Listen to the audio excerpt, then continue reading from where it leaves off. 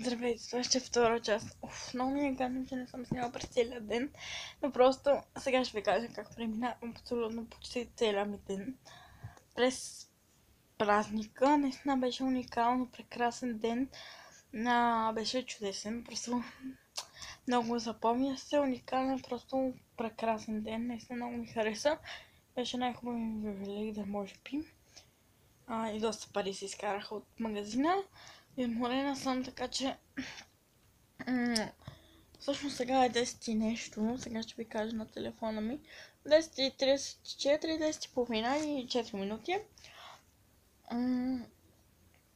Беше много уникално. Просто защото се видяхме с всички мои приятели. Ходих с една моя приятелка на малко покупки. Аз не съм... Тя си купи дрехи, аз само разглеждах.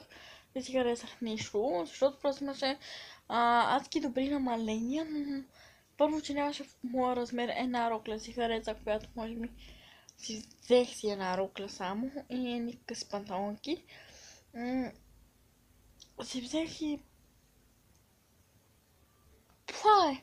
Дори беше доста ефтино, защото ми излезе някъде около 50-60 лева, като роклята беше 20 лева, намалена с 5%, с 50%. От 20 лева беше намалена на 15, къстопанонки от 10 лева бях намалени на 7 лева. Просто си взех това и всъщност не толкова, не 60 лева. Нещо май не сметам правилно. Сега ще ви кажа колко. Мисля, че бяха или бяха 8 лева.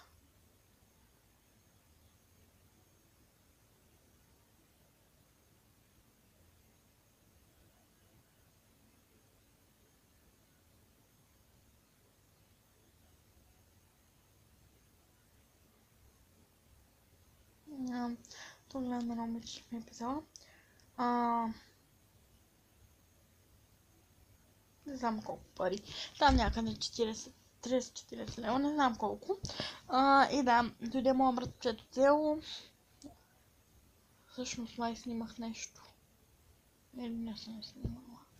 После преобработването, това ще го зачитаме за трета част. Или за втора, нямам си идея, вече съм много бъркана. Дойде моя братчето, говорихме си. Дойде една наша съседка, говорихме си с нея, всъщност бях сме много близки с нея и си говорим, общуваме си и така нататък. Също така тя си пазарува в магазина, ние много си говорим с нея и да, като цяло си общуваме с нея. Също така ходих при баба ми, при дядо ми, чукнахме се с яйца, не си ядох само 2 яйца, което е добре. След което седнахме да обядваме, но обядахме някъде към 4:30.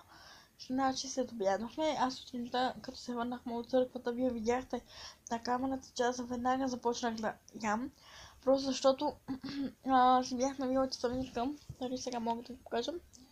Ето тук се пише. Неделя, 9 часа. Бях си го... Не, да, 9 часа. Си го бях навила да стана, обаче много ме мърсеше. Много ме мърсеше и много ми се спеше. И не станах, само събудих майка ми с алармата и това направих, нещо друго. Днес е неделя, нали? Да, днес е неделя, не е събота. Ще ми се да е неделя. Ще ми се събота. И всъщност събудих майка ми, тя стана, пи кафе, там говори с нещо, бърбори с баща ми. Събудиха към 10 и нещо, 10 и 10.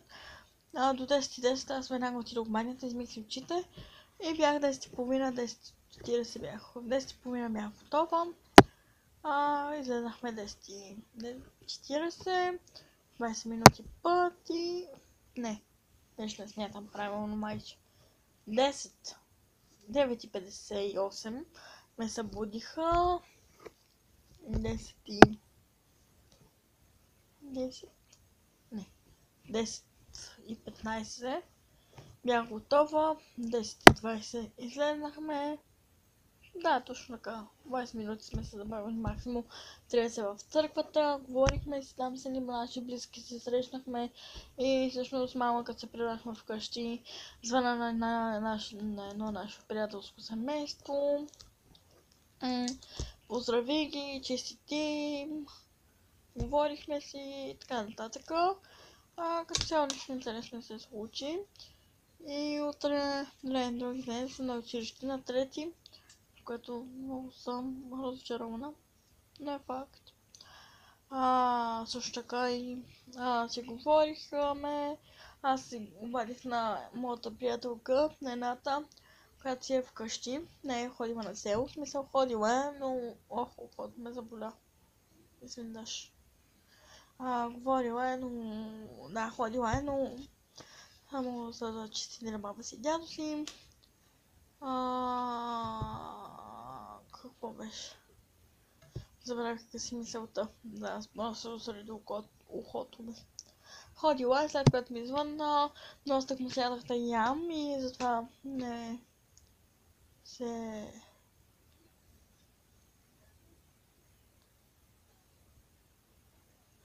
Затова не можахме да се чуем. Много добре, после се извърнах някъде към 6 нещо. Тук станаха ни объркани при нас хора, ние скарат, не знам си там нещо си. Стана и така, нататък. И сега вечеряхме преди малко. Аз нищо не съм вечерила. Само козунак. Само малко козунак ядох. И изпих един коин с банан. И то не съм го изпила целия, има още, но не ми се пие повече, затова или ще го изхвърля, или ще го оставя в хладилника. И така, нататък хора. Ще следим някъде към 11:30-12 и половина, като ще си пиша в чата с някои мои приятели, защото съм им честитила. Само ви загубих времето, 7 минути да ме слушате как се оплаквам, но. Просто не можах да снимам втора част. Може би, не знам, ще видим. Просто не можах да снимам на обед, защото предстоят ми много слигави. Много имам, прекалено много слигави, говори глупости и... В смисъл не от този сорт, нали, от този тип глупости, аз смисъл говори там някакви си шантани неща, разказвам и всъщност той по принцип не е на село, той си е вкъщи, да живее до нас, ама все пак, нали, там нещо да ми разказвал той, че му било скучно, че нямало деца, просто ти големи, не знам. Аз ще ви казвам чао, защото тук ми седи лампичката, че е червен. И да.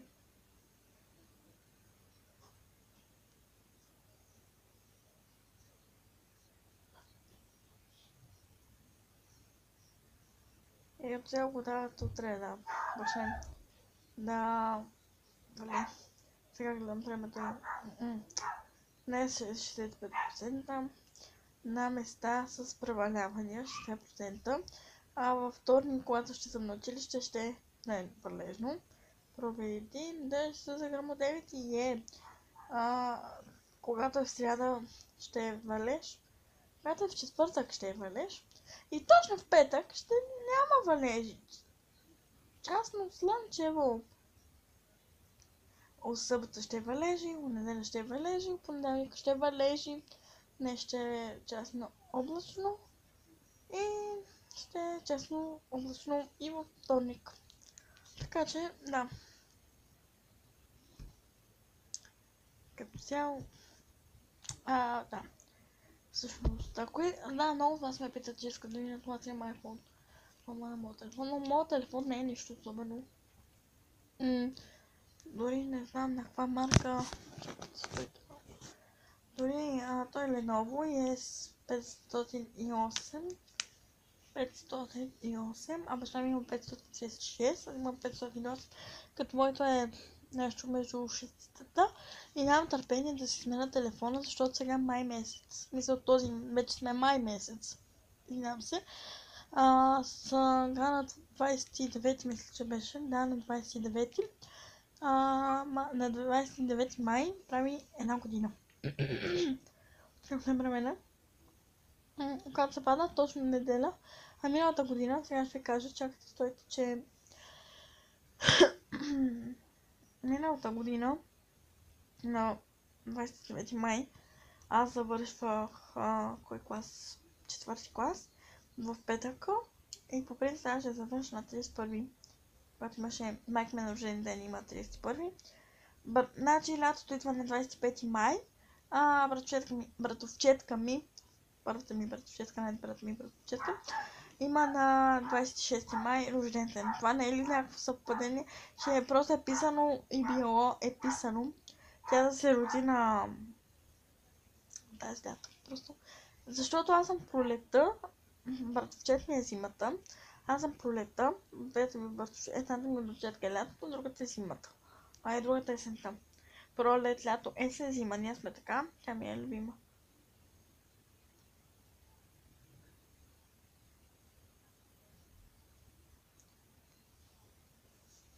Като цяло аз много не харесвам да